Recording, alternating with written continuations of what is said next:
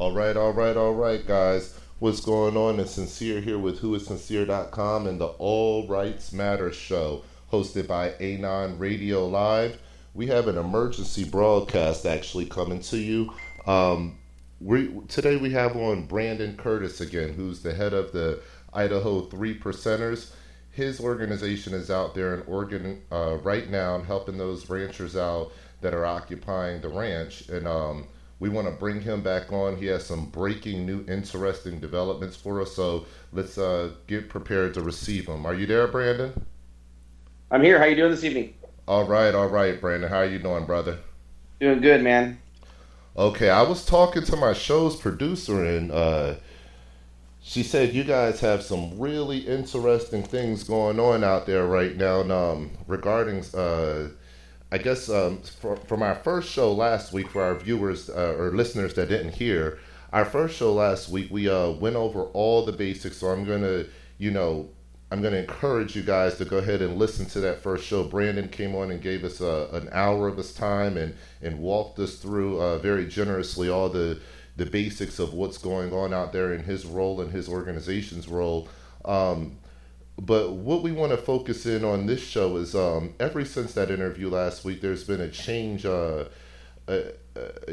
kind of in the atmosphere in that location in Oregon, where the FBI relations are starting to deteriorate a little bit. The fire chief has stepped down, but there's new developments there. So Brandon is going to walk us through some of that. Brandon, what's the biggest thing that actually happened within this last week? A big update you can give our listeners. Well, the biggest update, which helped bring a lot of light to some different things within the community members that live there, is the fire chief resigning from his position and stepping down. Hmm. And why, for our listeners out there, why exactly did the fire chief, who's been there for quite some time, I believe, in that area, if I'm not mistaken, he's been there for, I believe, close to 30 years. Yeah, I believe he started in the mid '70s in that area. He was on the EMS crew, and then he bounced over to the fire department, took on the fire chief's position, and he's been there for, he's been a resident, I believe, all his life, but has been there for, in the county at some sort of public service servant level as an EMS most of that time. Wow. Okay, so he's in the county, then, very respected. Then he's not somebody. He's somebody. When you go to the store, I believe the population there is a little under 10,000.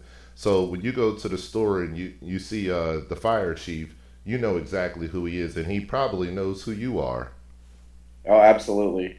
And even before this incident happened with the fire chief, I had the pleasure of meeting him and talking to him quite a bit with our visits over there, and he's just a really, really nice guy. That's awesome. Yeah, normally gentlemen in his position, I think a lot of people out there tend to get a sour taste in their mouth when they hear about politicians or people in government and stuff like that, and especially with everything going on with you guys. And I think it's just notable that you guys can still say that people that were a part of the establishment are still good people, because it's not about your title, but it's about your actions. And this gentleman, the fire chief there, sounds like a man of solid actions. And just if you can give us a little bit of background as far as why did he step down, and what are the new developments surrounding that? Well, the fire chief was actually one of the committee of safety members that was nominated and put in place for the committee of safety that they formed several weeks ago. And what the committee is, I won't go a lot of history on the committee of safety, but just for the listeners that don't know what that is, that's a committee that's put together by peers of the community, if you will, kind of a trusted committee that is the liaison between the committee members, or the community, the county, the city, whatever it may be, and the county officials. So that's what that role does. So he was on that committee. And he is also was an employee of Harney County EMS, the fire department EMS. So he was absolutely an employee of the county. He wanted to reserve and rent the fairgrounds building over at the fairgrounds there in Burns for a town hall meeting. And during that town hall meeting and the committee of safety meeting, they wanted to bring Ammon Bundy in down from the refuge to start engaging in conversations with him to come up with a resolution for this problem. And when the judge heard about this, well, let me back up. He actually did reserve and pay for the reservation and the fee to use the fairgrounds building. So he reserved it. He was on the list. He paid for it. Okay. When the judge found out about this of Harney County, Judge Grasty, Stephen Grasty, he actually called Chris, the fire chief, into his office and told him that he was not going to allow him, as an employee of the county or anyone else associated with Ammon Bundy or the Committee of Safety, to further use any county property or buildings, period. He was banning that. And told him that's how it was going to be. Chris, the fire chief, told him he could not do that. That was actually against the law. Yeah, that is against the law. It is against the law. It's actually also against Oregon state law. And the judge berated him, said something to the effect of, you're nothing more than a washed-up old man, something to that effect. Berated him verbally. And the fire chief said, well, as effective immediately, I'm resigning from my position as fire chief, and I'm going to go tell my story. And he left the judge's office in the courthouse, got in his vehicle, and drove right up to the refuge during their 11 o'clock daily press conference and got in front of national media and told his story. Wow. See, I believe we were touching on this the last time. That's some of the power that solidarity has. And when people see the crooked actions and behaviors of even people that they've been working alongside of for a massive amount of time. I mean, he's probably been working alongside of that guy, the judge, probably for just as long as he's been in working with the EMS and fire department. So just having the solidarity of the unity of the people at the refuge, that showed him, wait a second, hold on, there's something wrong here. These people are American citizens. They haven't been charged with a crime, and they simply want to speak. That's all. Just speak in a public place where the taxpayers have paid for it. The judge didn't pay for it. Really, the judge should have no say-so who rents out the building. But the taxpayers paid for it, and it should be an open platform for anybody that wants to come and speak and address, the people. And, it's a free thing for the people to decide. It's not like they're required to show up. If you don't want to listen to Ammon Bundy speak, you don't have to go. So if you do want to listen to him, though, you should have that freedom to be able to go listen to him, because he should have the freedom to be able to be there. So, I see where the judge definitely overstepped his boundaries of authority, and he, this is something, unfortunately, we see a lot, though. We see a lot of good people minimized through government, especially through judges, the judges' friends, which are lawyers, and other people, straight on down the line. So I commend the fire chief for actually standing up for you guys and actually standing up for himself. He's not just some old man that doesn't have a stake in what's going on. He's one of the many residents of the county, and a prominent resident of the county, that understands what's going on, and he's not going to keep allowing this to go on when he sees that there's a clear path to resolution, but the judge just doesn't want to hear it. Right, and the judge has been in place, I believe, for 18 years, and he has conditioned the citizens in the community to where he can control them with power and fear by using these type of tactics, and he's abusing a power he doesn't even have, and that's the irony here, is he doesn't have the authority to tell the county employee who is guaranteed the right under Oregon law to be able to use that facility, or any other citizen. It just is, it's mind blowing. The only thing he has the authority to do is in his courtroom. Yeah. He's not the employees of the county's boss. It's my understanding he also sits on the commissioner. He's also a county commissioner, which in itself is a conflict of interest. Yes, it is. So that's something else we're digging into. Sounds Um, like a small little dictatorial town there. it is, yeah. And this guy has definitely tried to control the narrative over the years, no matter what it is, by using power and fear, it just and abusing the people, and it's absolutely trampling all over their First Amendment rights and their right to assemble, and Well, that's I not okay. well, I tell you what, I believe that he's not doing that by himself, and maybe you can touch in on this.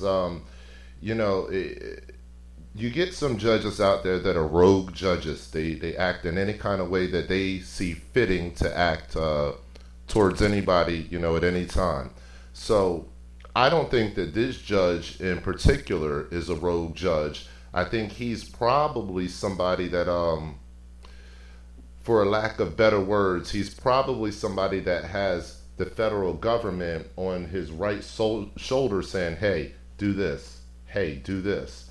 So, what do you think about that? Do you think that the federal government is possibly working with the judge and maybe even guiding him?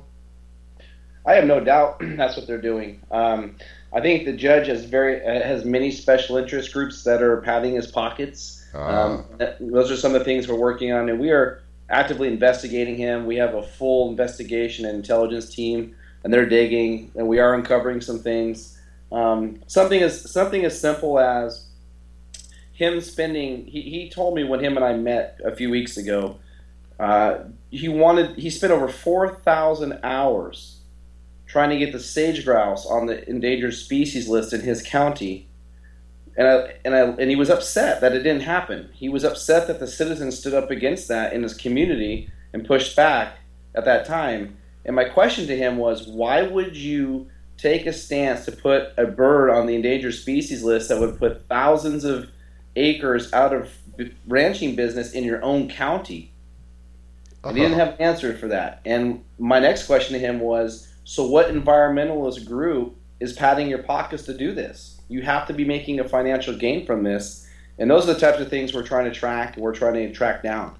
Well, I think that's something notable to track down because what we see a lot of happening a lot today in government is organizations and corporations are teaming up with the government. So the government has a proxy. They don't have to, somebody from a federal office doesn't have to step down, talk to the judge, and say, hey, this is what we want you to do. We want you to put this bird on the endangered species list.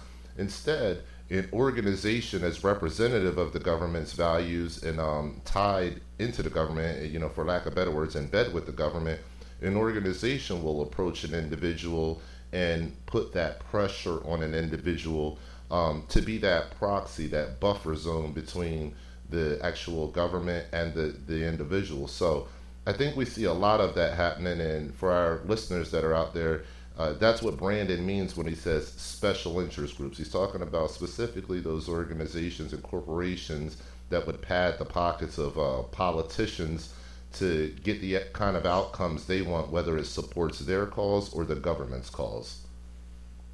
Yeah, absolutely. And there's, the saying, follow the money. There's always something to that, and it makes no sense otherwise. And as these things are starting to come out, the community now is starting to ask questions of the judge and call his office, and they're over there knocking on the door of the courthouse, but they got the courthouse on lockdown. It looks like a war zone over there. They got these big generators with floodlights on it. They put cyclone fencing up all around with 24/7 guards. It looks like a war zone around the the sheriff's department courthouse. And who's So, paying for all of that? well, it's tax money. It's absolutely it's tax money that's paying for all that, and it's completely unneeded. But So, what it's so doing, the that's tax instilling more fear in money, the community. I'm sorry, the tax money is paying to keep the same residents that live there that are paying the tax money. It's paying to keep them out of the same chambers they should be allowed in to express their grievances and concerns. Yes, exactly right, sir. That's exactly what they're doing.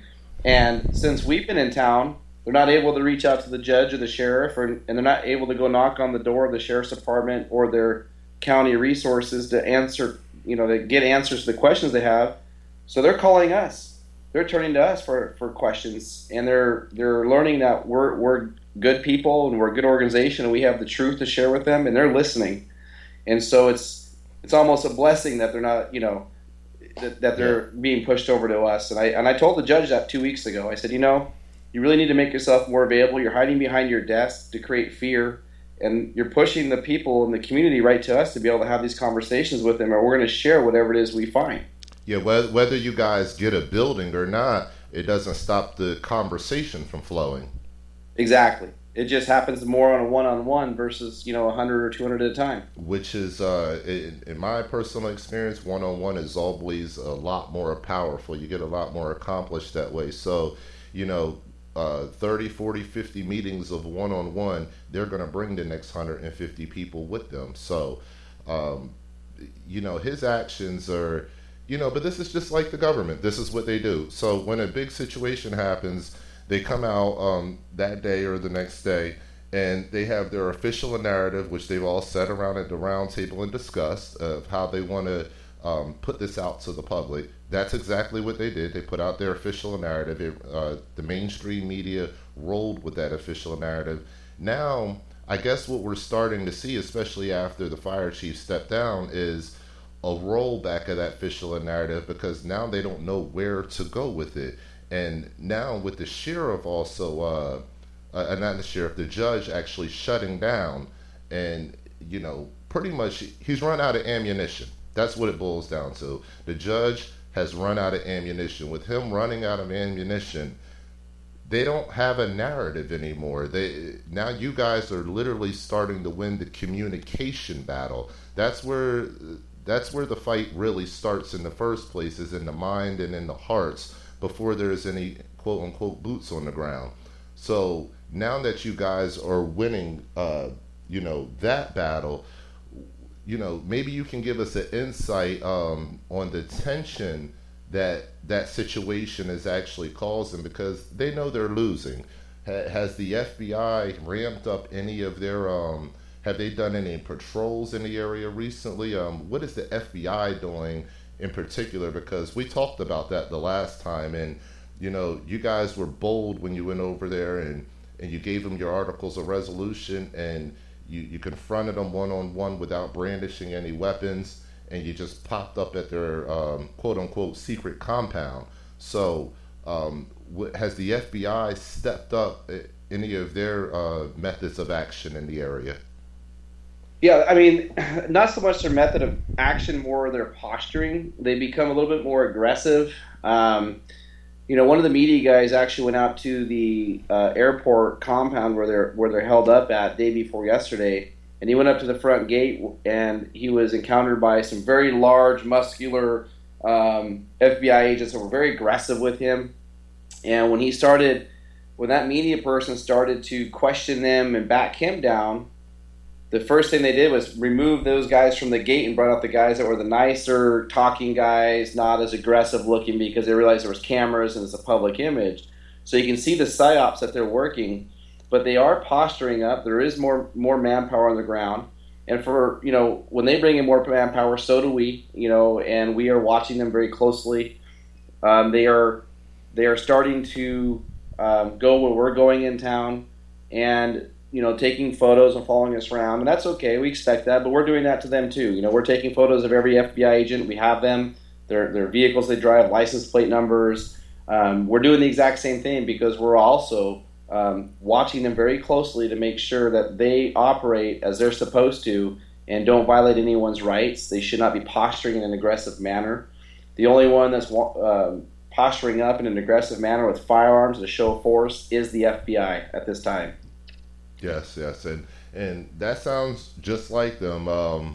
You don't hear much about the FBI using tactics to be able to talk to people. They have a lot of toys and technology to do the opposite of talking to individuals.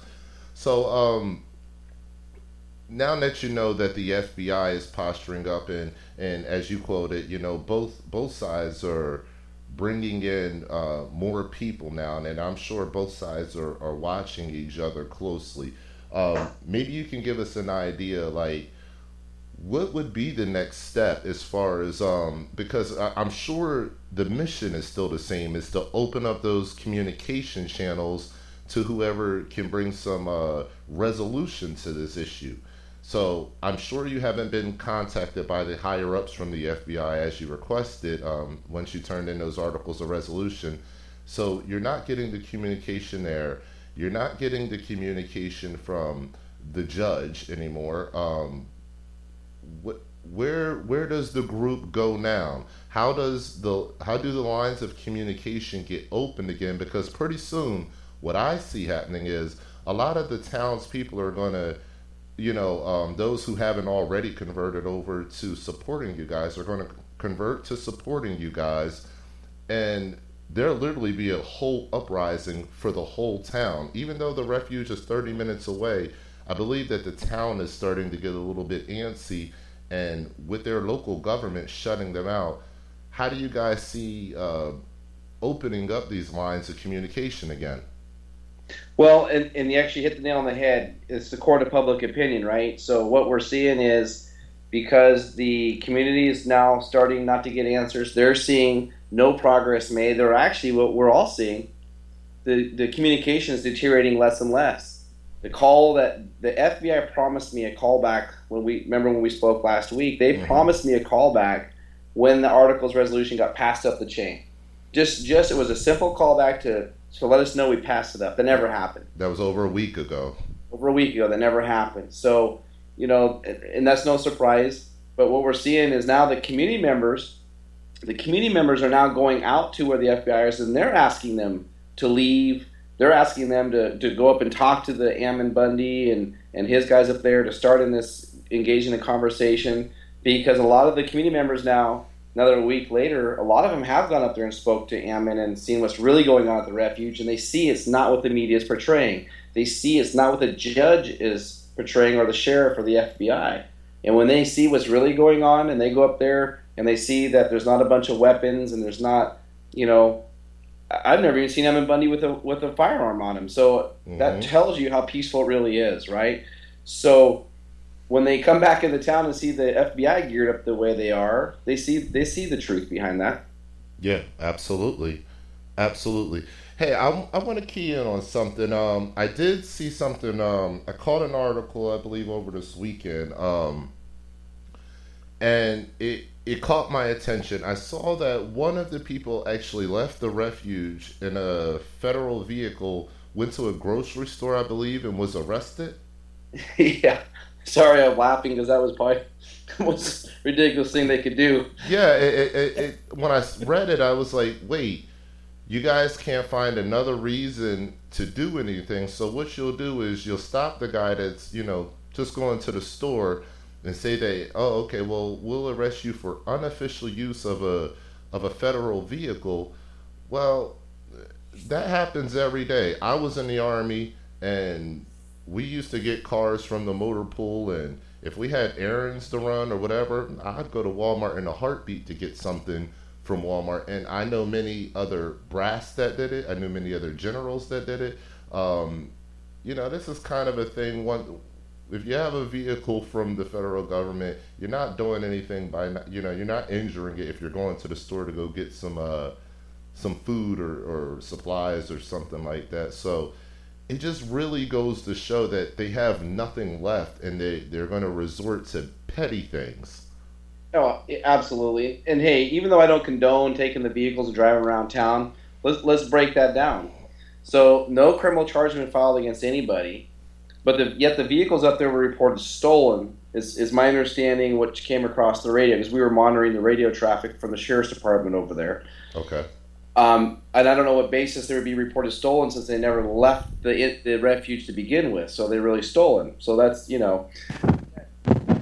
all around Department of Health and Welfare Services in your state, or at a federal level, or Child Protection Services, when they have the vehicles that they're checked out. I worked for, as a police officer, I worked for a city entity in the state, and it's widely abused. So yes, start arresting them too. Start arresting them too then, right? That's the issue. It's such a double standard. Oh yeah, it's a major double standard. You can go any day of the week and see a police officer, doing personal errands and stuff like that. So it's something that there's a little bit of leniency that we've allowed in our culture for that, and there should be leniency for that. We shouldn't be some draconian kind of culture where we're like, standing over everybody's every move and making them do a mileage check-in, a GPS locator to make sure they're not doing anything, uh, you know, illegal like going to the grocery store. So, Yeah, I mean, and again, it's not something I'd advise any of those guys that drive those vehicles around. But absolutely, I mean, but come on, you're right. They're going to the grocery store. If they want to play that game, let's start following around the state employees and the federal employees and see what they're doing with those vehicles and see what it's truly costing the taxpayers in mileage and fuel yeah. expenses. I read another. I don't know if you know about this one. I read this a few days ago too. There was a second arrest that was actually made from a guy that was actually I forget his name now. A guy that was actually at the refuge. He went back home and he was in the car with a buddy, and he was not the driver. He was the passenger, and he actually got arrested. He had a warrant out for his arrest magically. Have you heard anything updates about that? I did not hear about that arrest at all. I've heard of two arrests. The one in the van, and then there was a gentleman that I actually had contact with when he got back into Burns. He was actually pulled over coming in from Idaho. He was en route from Montana, so he's coming through Idaho. He was just outside of Burns, Oregon, and he got stopped for a burnt out license plate light. And here's what I would like to know. I would like to go through all the officers' traffic stop logs and see how many times people have been stopped for in Burns, Oregon in the past for license plate lights, right? So he was pulled over for that. In turn, had a suspended license. He had a possession of a firearm as a felon, which I don't condone, but how many times are they stopping people for license plates lights? You know what I'm saying? Yeah, They're using these things now to create a show of force. The other yeah. thing I noticed, and he was ultimately arrested. So that's the second arrest that I know of for sure, and that's factual because I spoke to him and saw all of his paperwork. Well, we also know that you know, the reason why they do that is to, and this whole, driver's license system, that system in itself is an illegal system. It's Um, unconstitutional. yeah, it's unconstitutional. We all pay for these streets. We all pay for the roads to be able to travel, to be able to do the things that are necessary. And you don't really need a license to be able to do that.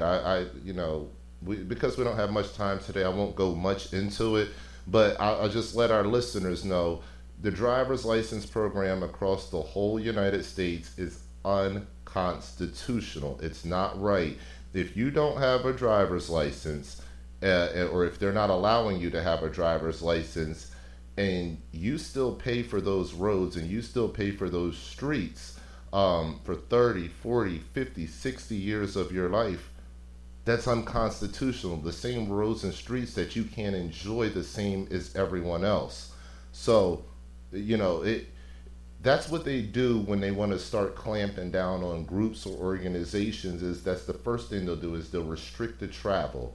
We have that going on right now with our airlines, but more particularly right there in Burns, Oregon, you have it going on because if they can restrict the travel, restrict the flow, and start cutting off the routes for people to come into the refuge or people that come out of the refuge for them to get back, then that's how they're, I believe, in my opinion, that's how they're going to start rolling.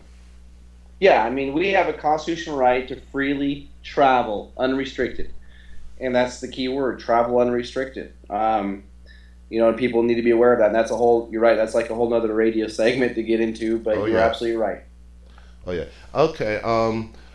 I kind of want to also go over something else. I was talking, my show's producer, she filled me in very quickly on a few details, but she said something about you having some coffee and being encountered by some gentlemen. Say that one more time. She said something about you having some coffee and being encountered by some gentlemen.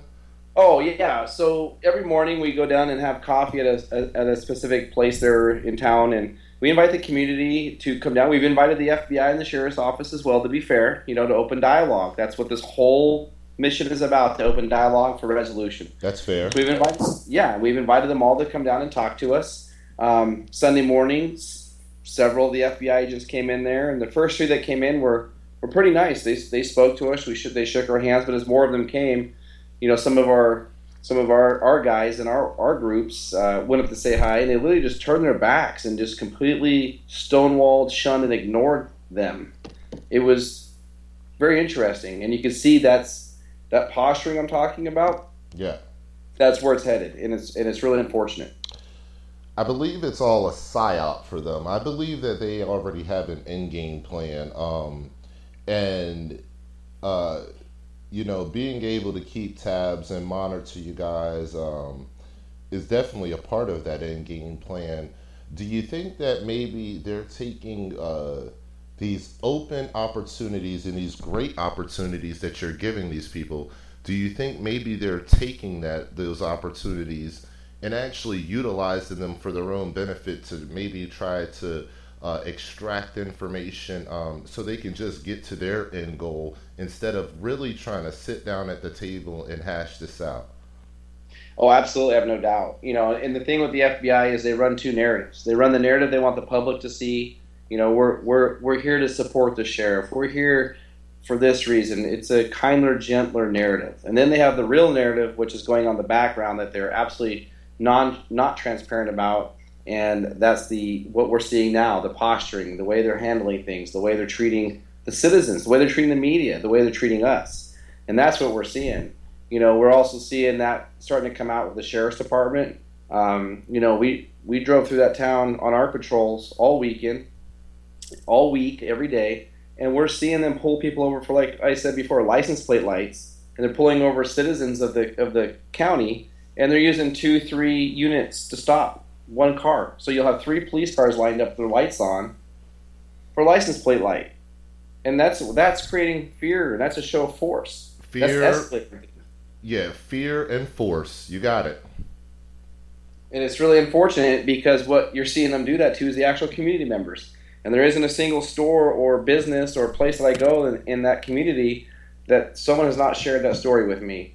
We were in a store there, and for the sake of privacy, I'm not going to say which store or who said it. Young lady, though, very, very young lady, late teen, said she was driving a family member's pickup truck that was a big diesel, and they just assumed because it's a big diesel truck that the local law enforcement for sure thought she was a militia member, as they put it, and they cornered her in the parking lot and blocked her in with 3 police cars. I mean, that's what we're seeing going on. Wow. Mm-mm-mm. So they don't want to talk. It certainly does not seem that way. No, it doesn't seem that way at all. Now, when are you guys looking to finish your investigation into the judge? Are we going to be looking at seeing some information about that this week, or maybe next week or something? Oh man, I wish we would have had it out already. But as we dig deeper, the more the information comes out. Even tonight, I got a call from a gentleman who grew up in Burns, Oregon, and shared his story with me. And he grew up with the judge, and he shared some very good information. So more stuff is coming out the further we dig, and the more complex it gets. So we're hoping to have something out, I would say, in the next week or two at most. But we keep just uncovering things, which causes us to dig even further. Okay, I hear that.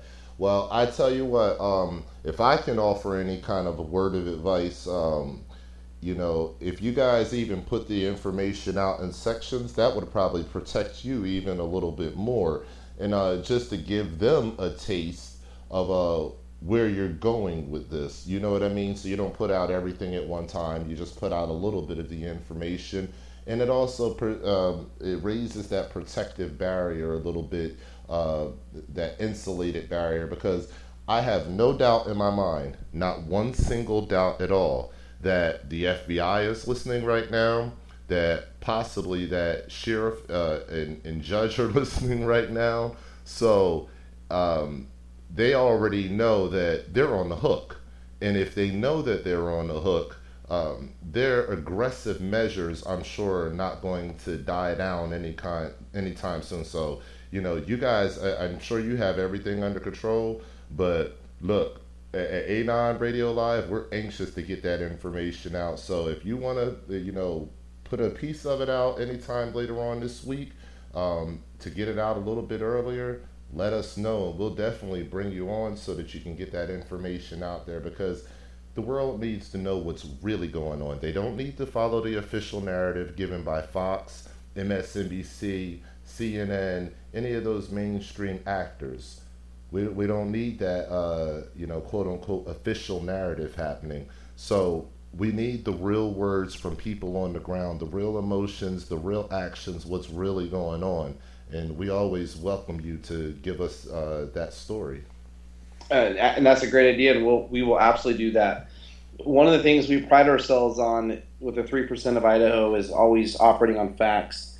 So when we get these phone calls like I got this evening, and these people share these stories, we want the documentation and factual facts. That's right. And as we get those, I think that's a great idea is we'll break those up, get with you guys, and get that out in segments. That's right. That's right. Hey, and you guys are doing a great thing on the social media there. I'd like for you to give our listeners. Actually, let me, before you give us any plugs or anything, let me ask you this: is there any other information that you wanted to get out today? Anything else that we can help you, get to the people's ears so that they can understand even more what's going on, or any more important updates that we can grasp more knowledge on? Sure, absolutely. We get asked a lot. Well, what's your role there? What are you guys doing? Are you staying at the refuge? Are you not? So just to clear that up, we are a separate operation from Ammon and those guys up there at the refuge. We fully support what they're doing to get their message out and what they're standing for. We fully support that because it is bringing attention to the town and the community, which would not have been brought here before. Even though I've said, and we talked about last time, I don't support necessarily the way it was executed, but we're past that. We got to look beyond that, and at this point, it doesn't matter. They're there, and we're going to make sure those guys are safe, stay alive, to get that message out. That's right. Yeah, and the other thing that I want to clear up. No more free Wacos. No more free Wacos, and you saw the meme I made on my Facebook page. No more free Wacos. That's exactly what we're calling this operation. And we are going to be that security buffer to make sure those guys up there on the hill are safe. And just as the exact words we told the FBI, as long as they don't get stupid, we don't get stupid. And we're going to protect those guys. And we're also going to protect the community to make sure they're safe. We're going to protect other patriots to make sure they're safe. But we're also going to make sure the fringe element and the extremists don't come there with an ulterior motive. If that's why someone wants to come there, the provocateurs. We don't want you to come there. Absolutely, it's important.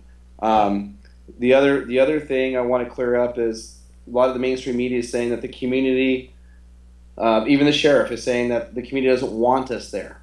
I'm going to tell you from being there, and unless you are there standing in Burns, Oregon to see that for yourself, nobody has a right to make that opinion until they go there and see the community support that we're getting. The outpouring of support is overwhelming. We are in people's homes for meals. We were invited to the high school basketball game last weekend.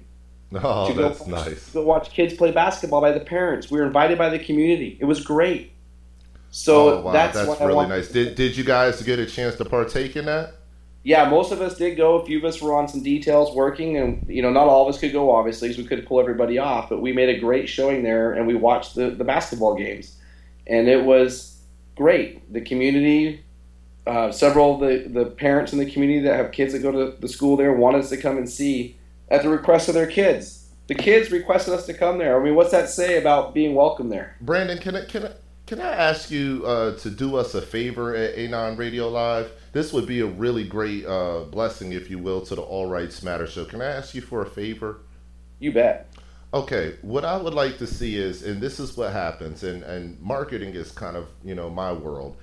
What we already discussed this, we went over this a few minutes ago, but when the narrative comes out, of course, mainstream media wants to control the narrative because from the beginning, it's a psyop.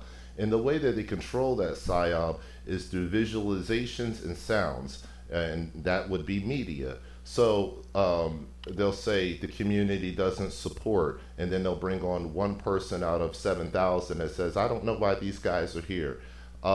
That's a way to control the narrative. What I would like is a favor from you guys, so we can actually, once we do the YouTube after this show, we can actually put some pictures in our video to show, to literally show you guys integrated with the community. Is there a way that, if there's any more events like that, where you guys can actually take some pictures with some of the folks there from the community, if they don't mind?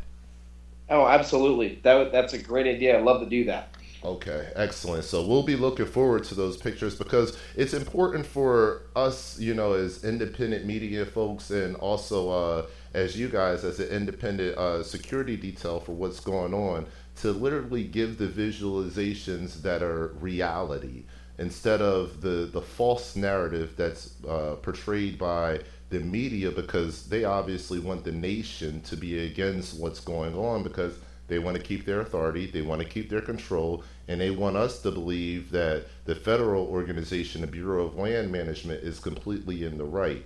When, those of us in the know, we know that they're completely in the wrong. So if we can counter balance their psyop with the reality of what's really going on, that'll be a lot more beneficial to the overall narrative.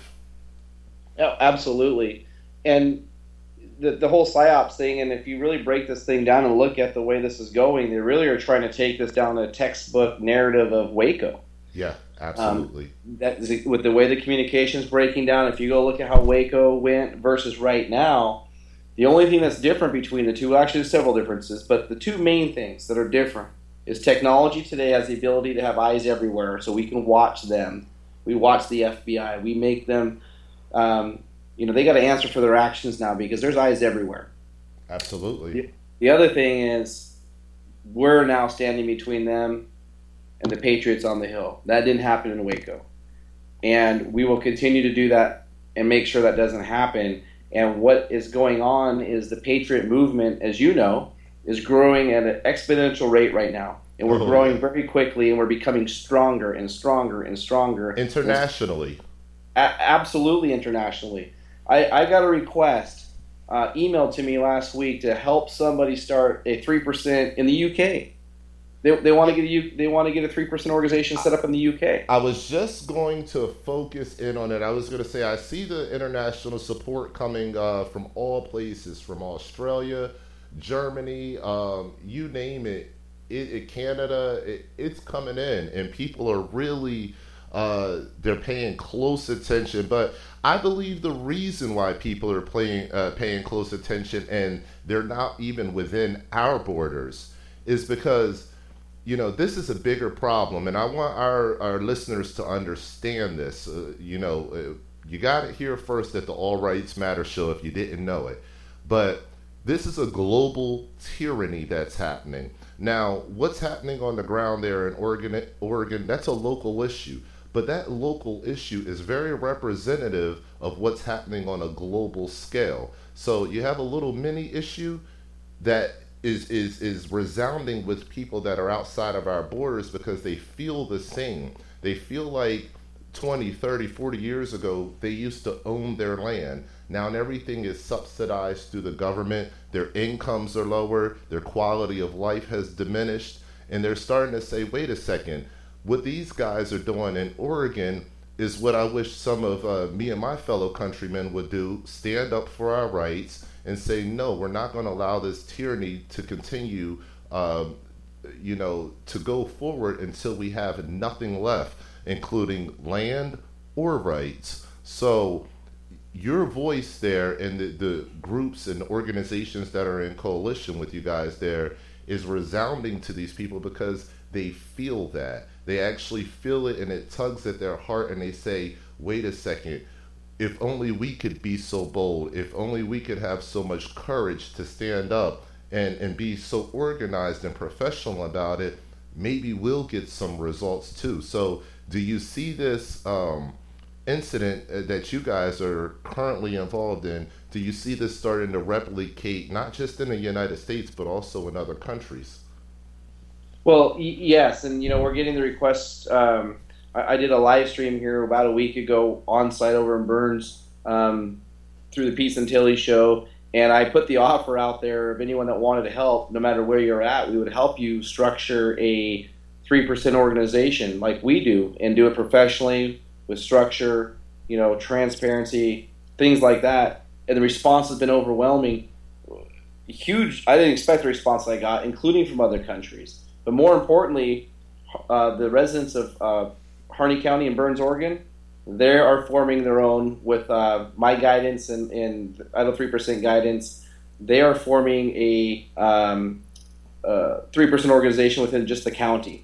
And the Oregon 3% organization is going to help them do that as well. But they're going to do it right there, and they're going to stand up, which is the most exciting thing, that they're going to do it. And they came over, they met me at my hotel last weekend and said, "Hey, we want to do this." And I was like, "All right, let's do it."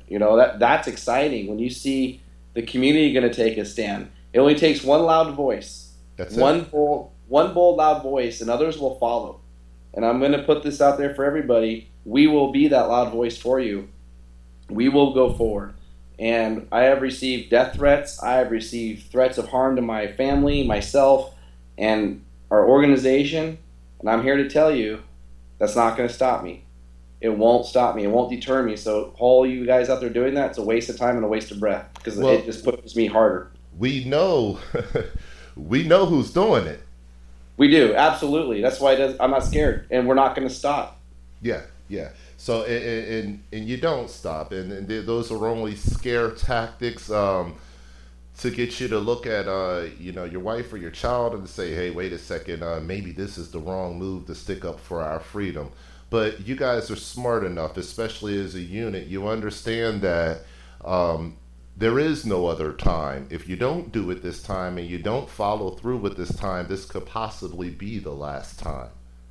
Right, and it could always be the last time. That's why you have to take every situation, every time that you have the ability to do something like we're doing here in Burns, Oregon, or just as something as what you think is as little as speaking to someone about the Constitution, educating them, because those are all tools for the bigger picture to help win this country back, return it to a constitutional state, because we truly are in a constitutional crisis right now, and we have to restore this country.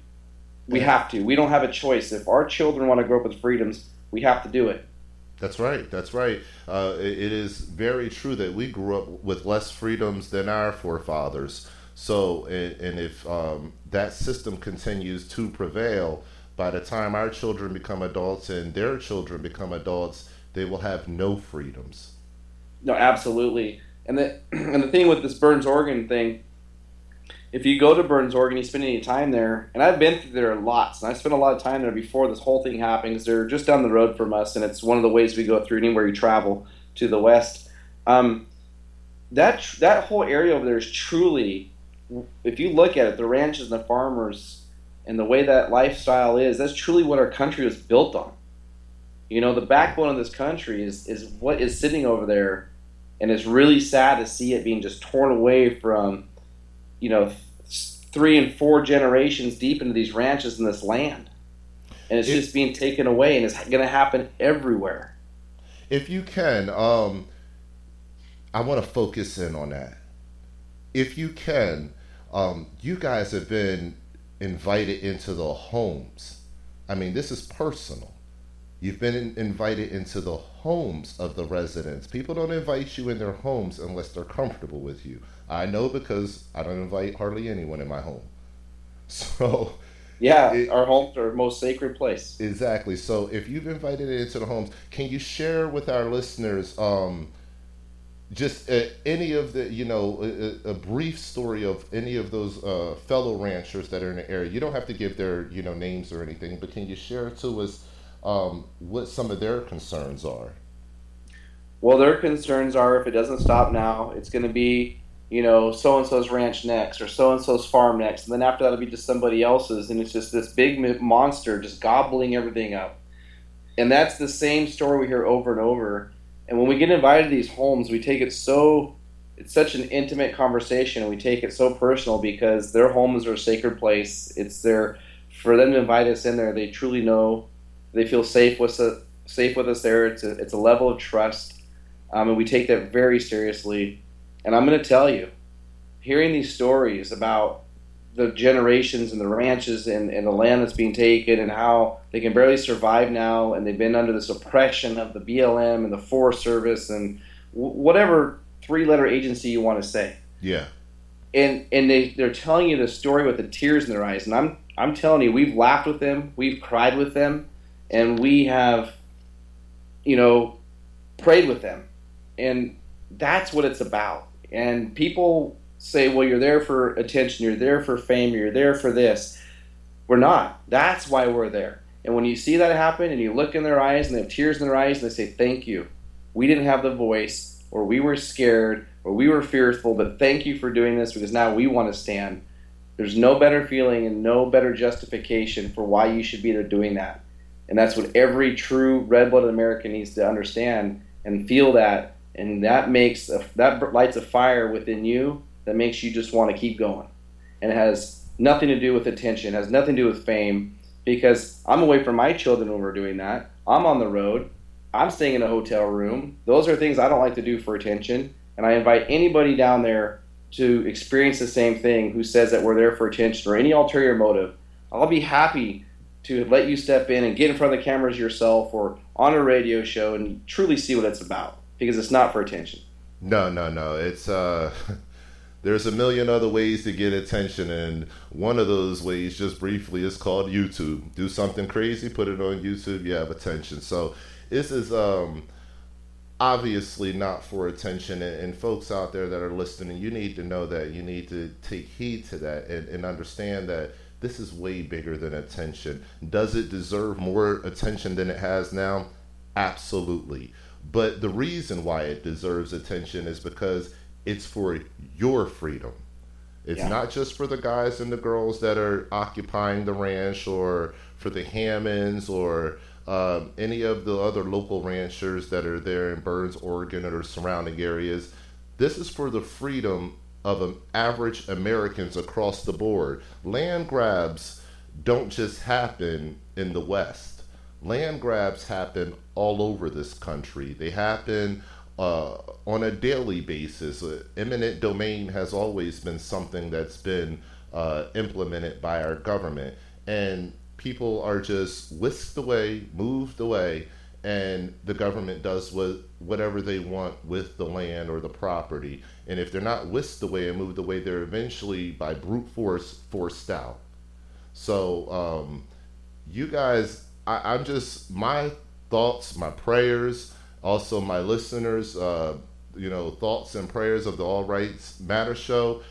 We're all with you. We're all with 100% with everyone there on the ground doing the good work that we haven't been blessed with doing. You guys are carrying the burden of that, and it's not easy. I could tell you from being in the military, being away from family and people that you love and care dearly about in familiar environments. It takes a toll on the soul. It takes a toll on the pocket. And it's just, especially when you don't have an end date, you don't know when it's going to stop. So I tip my hat to you guys. I hope that somebody that's out there, creates a GoFundMe account for you guys, just to be honest with you, because I don't know how long these people are going to, not adhere to what you guys want to do, which is sit down and have a civil discussion. I see that, from what I see, in my opinion, they seem like they want to just push their narrative. And what's scary about them pushing their narrative is all the things you're telling us about the people of the area and how they feel, and that they're starting to come to the side of understanding that's clear to reality instead of propaganda. It's a scary situation, because you know that these people have their hands tied behind their back. You know that they've run out of psyop ammunition, if you will. So Now they're trying to really grasp and find anything that they can. So I want the listeners to know that if you see anything going on around there, know that the official, the quote unquote official narrative given by these mainstream media outlets that are out there, they're in cahoots with the government, the local government and federal government, and they're going to give you what they want you to hear. I want to let you know you come here to the All Rights Matter show, you listen to Brandon, and you listen to what he says about those people on the ground that are out there, because that's what really matters. Not some crap 15-second little minute clip that plays on CNN 30 times a day about, negativity. That's not what this is about. This is about positivity, and I believe you guys are a shining example of that. Well, thank you. And I was watching the news this evening, and I couldn't help but just be overwhelmed with emotion and a lack of understanding, maybe is a better word. I remember the sheriff over in Harney County, one of the first comments he made was he doesn't negotiate with criminals when they said they wanted to sit down and come up with a resolution for the refuge. He said he doesn't negotiate with criminals. As I'm watching the news tonight, and I'm glad those 5 people, including Pastor Saeed, are home now. Pastor Saeed actually I'm lives sorry, I here in didn't mean to Ridgeway. interrupt you. Who did you say that was? The sheriff? Sheriff Ward Ward. Okay, all right. of Harney County. When this whole thing first started, Ammon Bundy said he wanted to sit down with him and come up with a resolution. One of the first comments he made was by the sheriff was he does not negotiate with criminals. But as I'm watching the news, I'm glad those 5 people are released from Iran. Pastor Saeed actually lives just down the road from me here in Meridian. And I'm glad they're home. But we negotiated for 7 criminals and terrorists for those 5. And the sheriff and the FBI came and drive 30 minutes up a hill to sit down and talk to Ammon Bundy to negotiate the land that belongs to the people by the Constitution. Wow. And then not only did we negotiate 5 for 7, we gave them 1.3 or 4 billion dollars on top of it for some back due interest or something. And then you know what Iran does? They turn around and kidnap 10 more of our soldiers. Yeah. And I just can't. It was a heavy heart. I have to be honest. It was a heavy heart as I'm watching this on the news tonight, because the sheriff can't even get in a patrol car that's owned by the county citizens, and drive up the hill and engage in a conversation for a peaceful resolution with Ammon Bundy. And it's just a sad day in America. That's where we're at. Yeah, that is a sad day in America, and I really like how you wrap that up. That is so true. We just negotiated giving terrorists back to a country that is possibly one of the 2 biggest funders of terrorists in the Middle East, and we just literally gave them their terrorists back in exchange for our soldiers. I believe our soldiers shouldn't have been there for 4 years. We should have bombed the hell out of Iran a long time ago. Amen. Any of their government or military compounds or facilities. But that's just my opinion. Our weak president obviously doesn't see things the same way. He backtracks a lot. It doesn't matter if these regimes use chemical weapons on their people, or or if they enslave their people, or it doesn't matter. What really matters is saving face for our president. And I believe now, I'm just going to say it, I believe if the president is so bold as to give back terrorists to a country that damn sure doesn't deserve to get terrorists back, those terrorists deserve to be sitting in a jail cell somewhere. If he's so bold as to do that, I challenge him to get off of his high horse and to come down there and to meet you guys, and to come down there and to bring some kind of peaceful resolution, to actually talk about this situation in the open. But I know that challenge will go unmet. Yeah, because we're dealing with a group of people that have immense power, but behind that power they hide behind their cowardice. Well, those terrorists they released actually went through the full due process under the Constitution. They were prosecuted under the Constitution. They went through the process as we're supposed to do, and they were still released in a negotiation. But the Constitution and the due process failed the Hammonds, and no one will set them free. That's sad. It's sad. It's truly a failure of our national policy and also our local government policies. Whenever you can have a constitutional hearing and people are tried and convicted and they're actually serving their sentence and doing their time, for that sentence to just be commuted and just say, hey, we're going to let you go and going back home, no hard feelings, nothing like that. And then we only get back some of our people. I don't know what to really call that besides stupidity. There's no other thing that I can really call it besides absolute stupidity. So I agree with you wholeheartedly. It's a shame that we can't do the same thing for the Hammonds because, we already know the issue going on there with the double jeopardy. I mean, they've already went to jail one time. There's no reason for them to be going back to jail for charges that are just erroneous at best. And go ahead. I'm sorry. Oh, I was just agreeing with you. Absolutely, it's just sad. We're so wrapped up in our international affairs with Iran and all these other countries for whatever reason. When you have a president, I suppose that's where he tends to go. We can't even take care of our own Americans right here who have truthfully been wronged by and had their constitutional rights violated. Double jeopardy. I mean, and that's exactly why you guys are there, is because listeners, you need to understand one thing, and this is really kind of the top, if you will, and I'm sure Brandon will agree.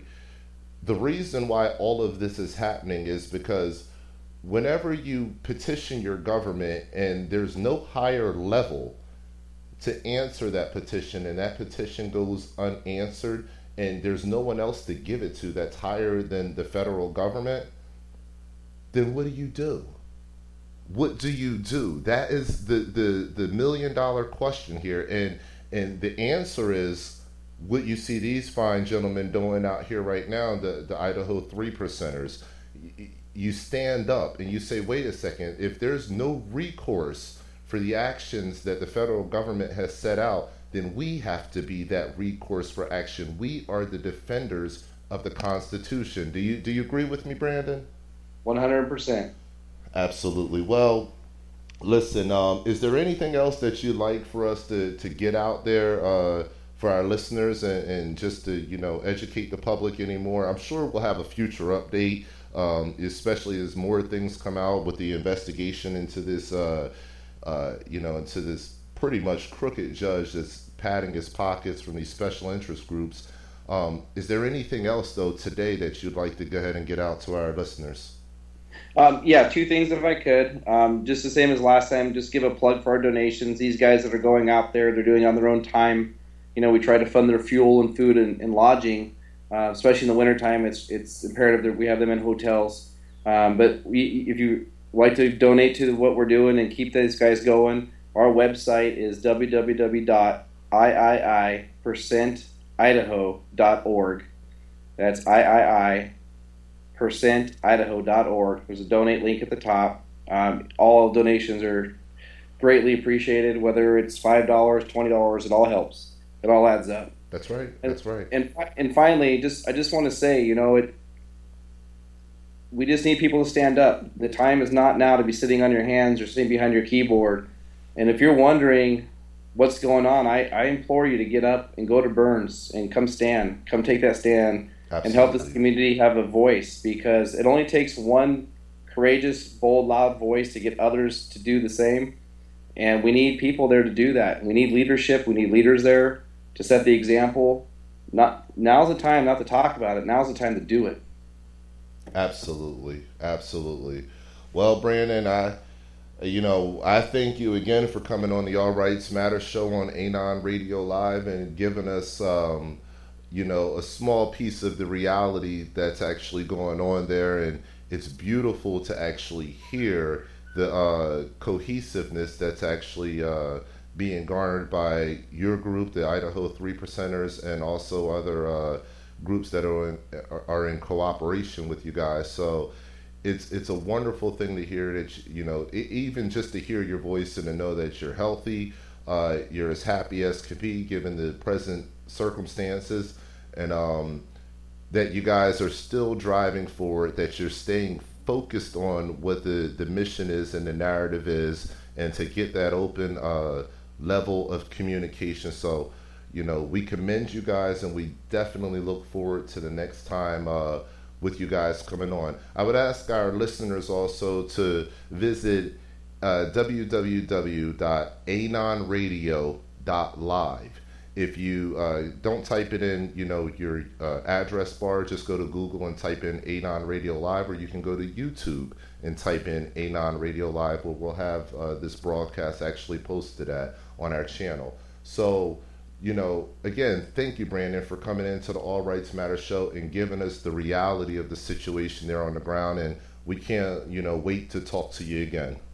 Well, thanks for having me here. And I want to say thank you to Anon Radio and what you guys are doing, and All Rights Matter show. You guys are getting the real information out, the facts, and allowing people like myself to get you the facts. And without you guys doing what you do, we couldn't do what we do. So thank you. Oh, no problem. Hey, listen, I also want to close out by telling you one thing. I just actually got an update. We have an affiliate. There's a whole organization, just like you guys have organizations on the ground there. We have an organizations around Anon Radio Live too. And one of our sites, of course, is my own site, whoissincere.com. But another site that we have, which is a brilliant site by one of our, someone that has actually helped us to build this to what it is. He's an amazing man. I don't want to really say his name. I don't know if he's comfortable with me saying it. But I'll tell you this. Uncorporate Media is the name of one of our affiliates. And we're going to be having somebody out there actually on the ground on Wednesday, from what I'm reading from our updates now. Uncorporate Media is sending a reporter to that area, so we'll be filling you in with the details of that, so that you can actually meet up with one of our guys on the ground there. And we look forward to hearing more things from you in the future, Brandon. And you guys just stay safe out there. You stay with your spirits high, and if you have nothing else, we'll be talking to you the next time. All right, man. I appreciate it, brother. Thank you for all your support. And as soon as we get some more information, I'll let you know so we can get it out to the listeners.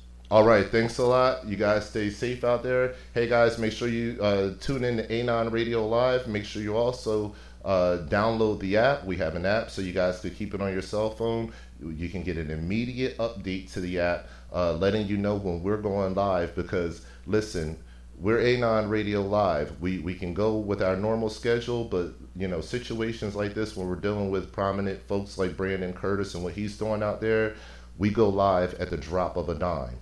So make sure you download that app so you can stay in the loop and you can get the information first. Brandon, we thank you for coming on. You guys make sure you visit Brandon's website there. That's say that website for us again, Brandon. It's www.iii% spelled out Idaho.org. So iii%Idaho.org. And there's a donation button at the top of the page, guys. Make sure you utilize that donation button. Let's stand up for freedom, and let's make sure that we support these guys and girls that are out there that are standing up in places that we may not be able to reach, but they're there for us. So with that being said, the All Rights Matter show will conclude with that. We thank you, Brandon, and we'll talk to you guys the next time. Thanks, guys. Take care. All right.